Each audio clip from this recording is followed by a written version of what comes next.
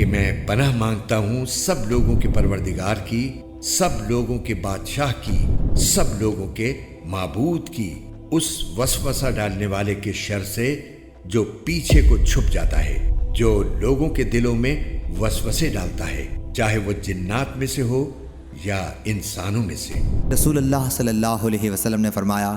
جب کوئی تم میں سے سویا ہوا ہوتا ہے تو شیطان اس کے سر کی گدی پر 3 گرہیں لگا دیتا ہے خوب اچھی طرح سے، اور ہر گرہ پر یہ افسوں پھونک دیتا ہے کہ ابھی بہت رات باقی ہے، پڑا سوتا رہے۔ لیکن اگر وہ شخص جاگ کر اللہ کا ذکر شروع کرتا ہے، ایک گرہ کھل جاتی ہے، جب وضو کرتا ہے تو دوسری گرہ کھل جاتی ہے، پھر جب نماز فجر پڑھتا ہے تو تیسری گرہ بھی کھل جاتی ہے، اور صبح کو خوش مزاج خوش دل رہتا ہے، ورنہ بد مزاج سست رہ کر وہ دن گزارتا ہے۔